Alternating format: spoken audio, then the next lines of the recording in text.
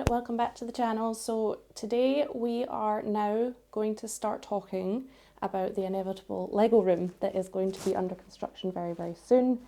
So we've managed to clear everything out of the room that is going to be converted, and it is a garage that we're using that's like part of this house since like it was like here when we bought the place, and straight away we were like already eyeballing it for this purpose. So we've decided now that's all cleared out, we're going to look at measuring it up for fitting everything in, figuring out how much materials we're going to have to get for doing the flooring, the ceiling, like absolutely everything. It's just a total empty shell of a garage at the moment. So let's go and see, because Aaron is now in there measuring things. So, whoa. Here he is here. You're drawing up the garage, right?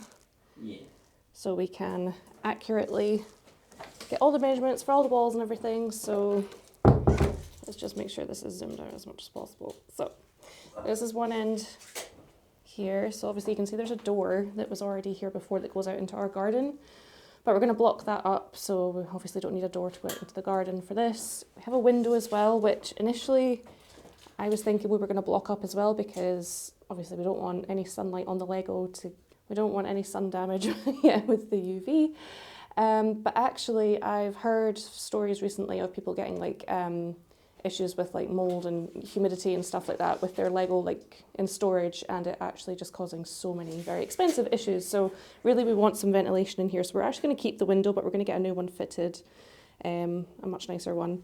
So you can see this is the garage here, and it goes all the way back to the garage door there, but we are going to like use this unit as a sort of cut off wall, because basically Aaron's going to have a little smidgen of the garage over here for some of his hobby stuff, so like his woodworking and things, talking about getting a 3D printer and all this kind of fun stuff. So that's kind of my wall there. So it's kind of hard to get everything in. Let me see if I can go around here.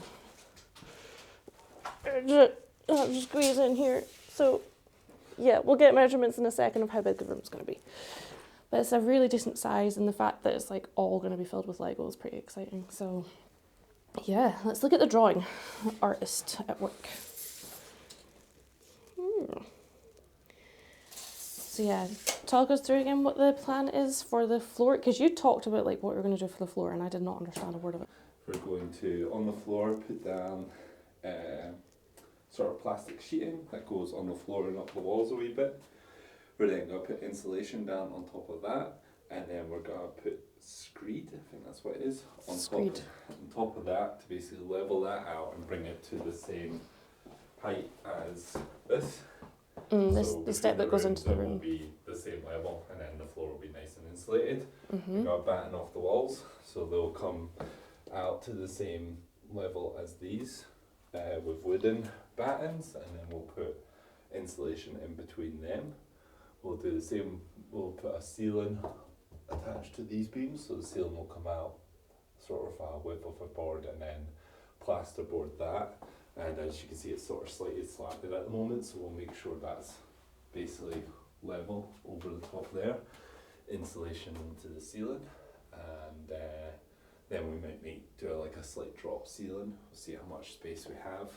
A new window there, and then yeah, there'll be a partition wall that goes along here, which will just be wooden battens, insulation in the middle. I'll put chipboard or OBS on the side into the garage, and then plasterboard on this side. Once all the plasterboard goes up, it'll need to be skimmed and then painted. And well, before plasterboard, we'll need to get an electrician in to put all the sockets in, because we're going to need sockets all the way around and in the ceiling for potential light fittings and stuff. Yeah. I think that's the plan. You think? Not converted a garage before, so, but like, we've done a lot of work for the house. Yeah. So we've kind of got a better idea. How hard can it be? Well, that's why we're going to document it all, because we'll maybe look back on this and go, that was a really stupid idea. Oh, there'll be loads of stupid ideas. There'll be loads of mistakes. Oh, that's good. But yeah, so it's still kind of a case of boxing it all in and then being able to actually plan the tables and shelving and stuff like that. Okay, so Aaron's now finished doing the measuring, so we can now work out officially how big the room is going to be. So it's looking like about 5 meters by 2 meters. So about 10 meters squared. Yeah, that's correct.